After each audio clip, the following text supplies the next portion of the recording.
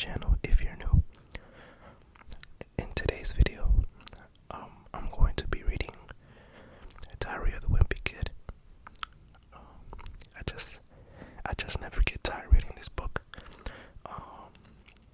One of my favorites since elementary school, and I would love to read one and make a video. So many of you guys have already seen this or read this one. There's 10 books, 10 in total of these. As you can see, they're all right there.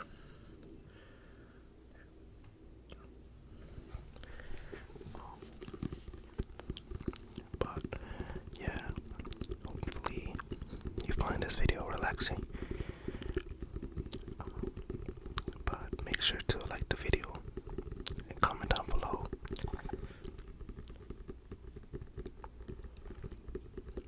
And if you're new, welcome. So let's go ahead and start reading this.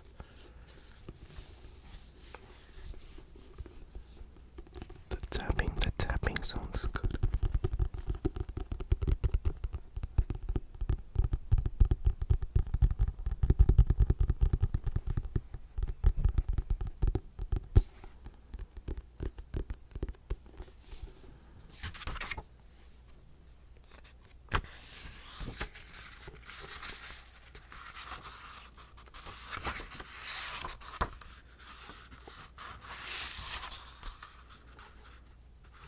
To Mom, Dad, Ree, Scott, and Patrick.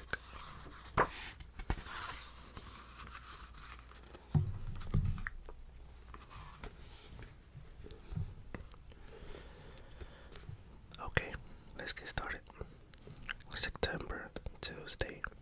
First of all, let me get something straight.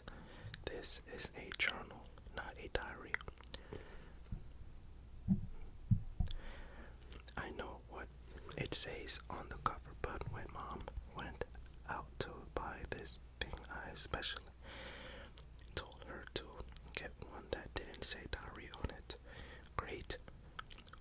All I need is for some jerk to catch me carrying this book around and get the wrong idea. Sissy punch. The other thing I want to clear up right is that was Mom's idea, not mine. But if she thinks I'm going to write down my feelings in here or whatever, she's crazy. So just don't expect me to be all dear diary this and dear diary that.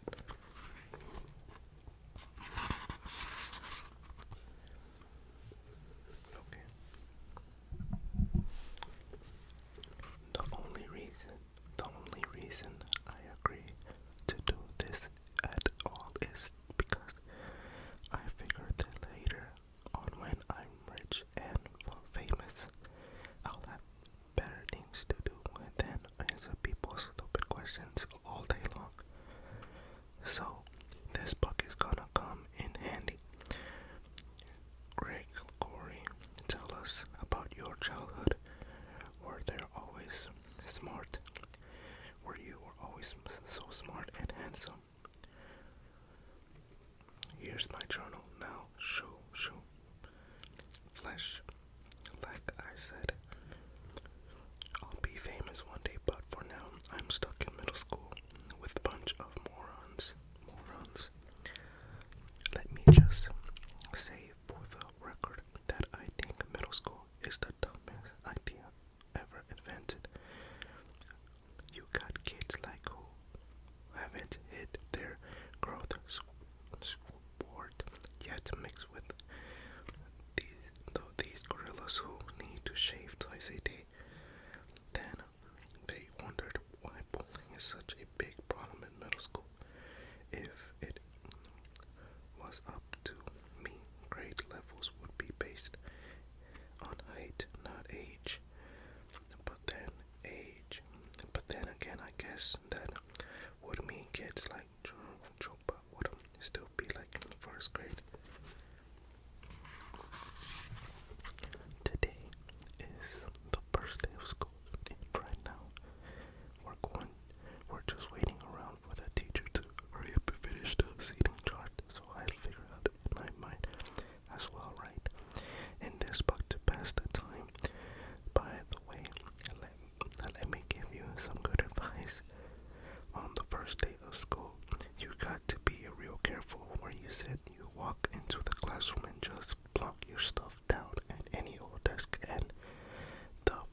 next thing you know, the teacher is saying, I hope you all like where you're sitting because those are your permanent seats.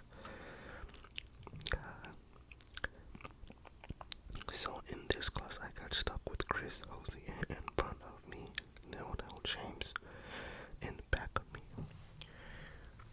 Jason Burrow came in late and almost sat on my right, but luckily I stepped that from happening at the last second. Is this seat taken? Yes. Next period, I should just sit in the middle of the bunch of hot girls as soon as I step in the room, but I guess if I do that, it just proves that I didn't learn anything from the last year. Greg, you will please pass this note to Sally. Why, certainly, Greg is a dork.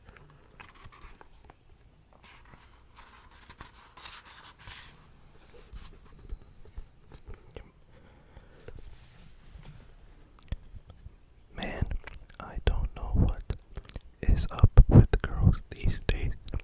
It used to be a whole lot simpler back in elementary school. The deal was if you were the fastest runner in your class, you got all the girls. And in 5th grade, the fastest runner was Ronnie McCoy. Nowadays, it's a whole lot more complicated. Now it's about the kind of clothes you wear or how rich you are. If you have a cube or whatever, and kids like Ronnie McCoy are scratching their heads wondering what the heck happened. The most popular boy in my grade is Bryce Anderson. The thing that really stinks is that I always been into girls, but kids like Bryce have only come around in the last couple of years.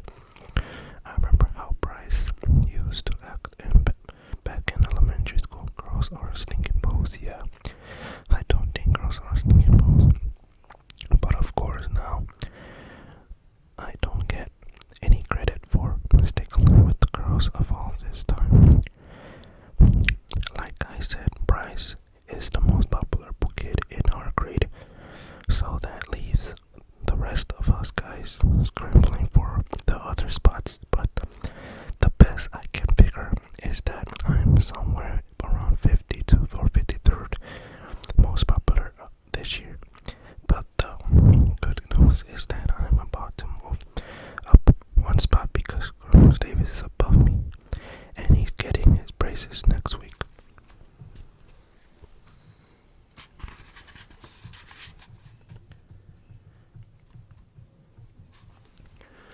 Okay, I tried to explain all this burping stuff, but my friend Rowley, who is probably hovering right around the 150 mark by the way, but I think it just goes in one ear and out the other with him. Wednesday, today, we had physical education, fitness. So the first thing I did, I got outside was sneak off to the basketball court to see if the classes cheese was still there, and sure enough it was. That piece of cheese has been sitting on the back top since last spring. I guess it must have dropped out of someone's sandwich or something after a couple of days. Started getting moldy and nasty. Nobody would play basketball on the court where the cheese was, even though that was only a court that the hoop was on the net. Then one day, this kid named Darren Willish touched the cheese with his finger, and that's what started this thing called the cheese touch. It's basically like goodies. If you get the cheese touch, you're stuck with it until you pass it on to someone else. Scream. The only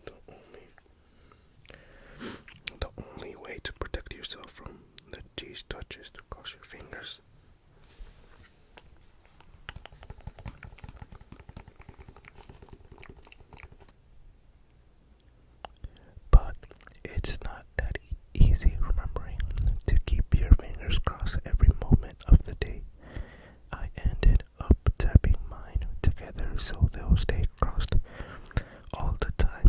I got a D in handwriting, but it was totally worth it.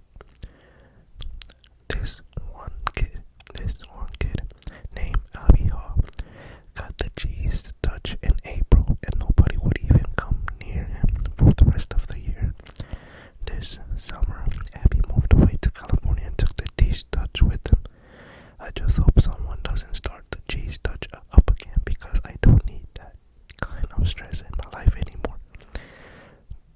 Thursday, I'm having a serious hard time getting used to the fact that summer is over and I have to get out of bed every morning to go to school. My summer did not exactly get off a great start, thanks to my older brother Roderick. A couple of days into summer vacation, Roderick woke me up in the middle of the night. He told me I slept through the whole summer, but that luckily I woke up just in time for the first day of school. Shoot, you might think I was pretty dumb for falling for that one, but Roderick was dressed up in his school clothes and he set up my alarm clock ahead to make me it look like it was the morning, plus he closed my curtains so I couldn't see that it was still dark out. After Roderick woke me up, I just got dressed, and went downstairs to make myself some breakfast. I do that every morning on a school day.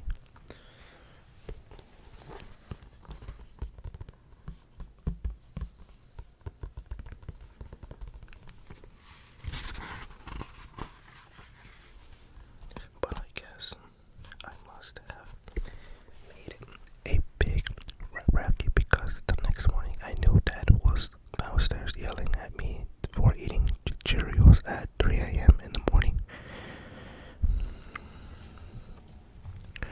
3 o'clock in the morning. It took me a minute to figure out the heck was going on.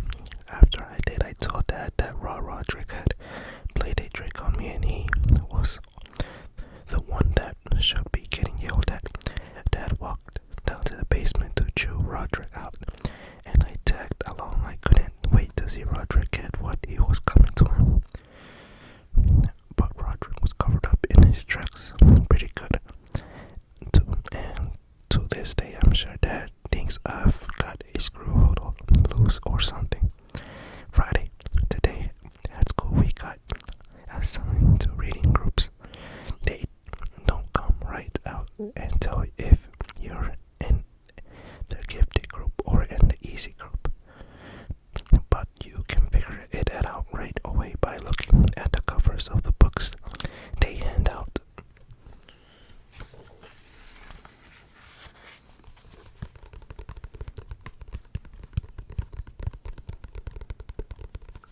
If you guys want a part 2, comment it, leave it in the comments.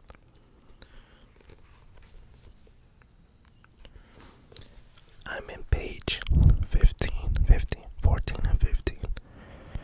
I was pretty disappointed to find out I got put in the gifted group because that just means a lot of extra work.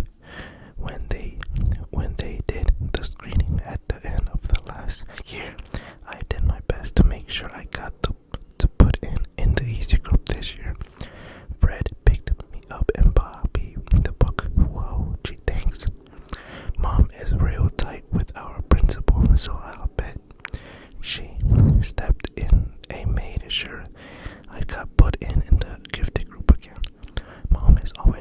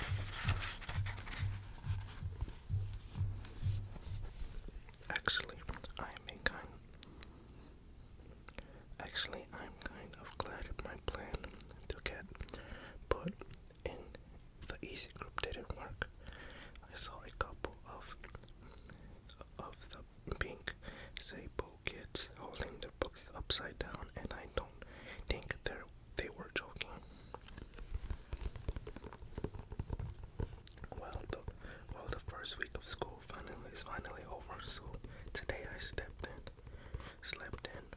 Most kids woke up early on Saturday to watch cartoons or whatever, but not me. The only reason I get out of bed at all the weekends is because eventually I can't stand the taste of my own breath anymore.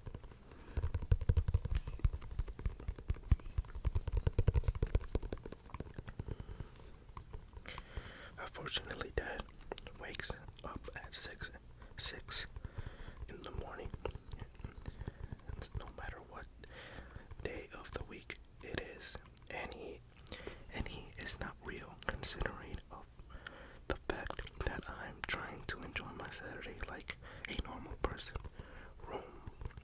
I didn't have anything to do today, so I just headed to Rowley's house. Rowley is technically my best friend, but that is definitely subject to change. I've been avoiding Rowley since the first day of school when he did something that really annoyed me.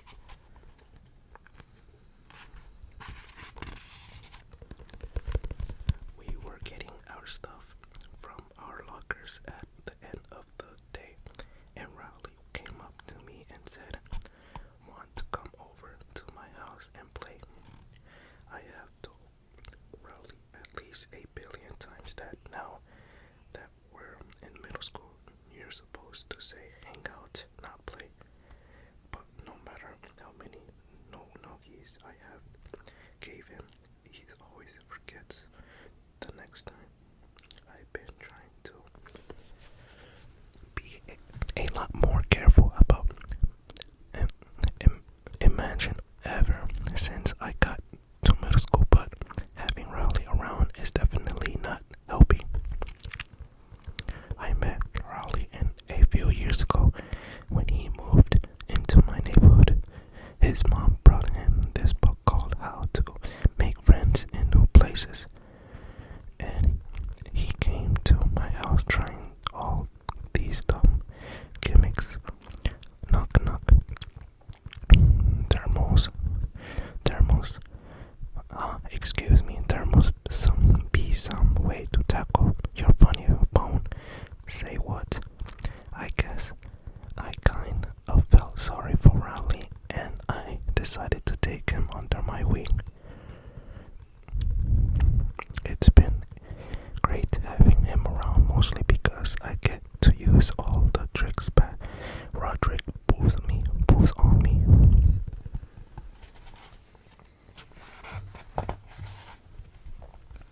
Did you know that if your hand is bigger than your face, it's a sign of low intelligence? Really?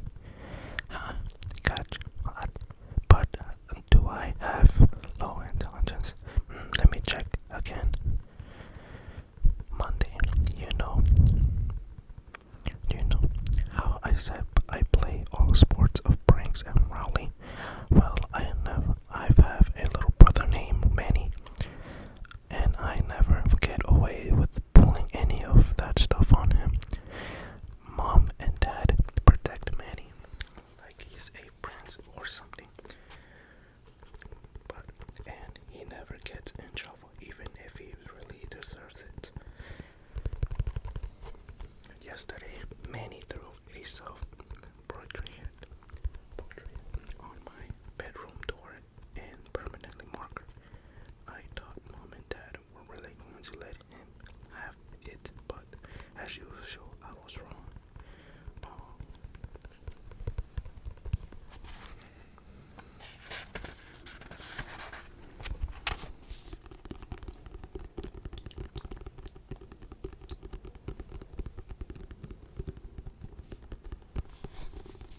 So,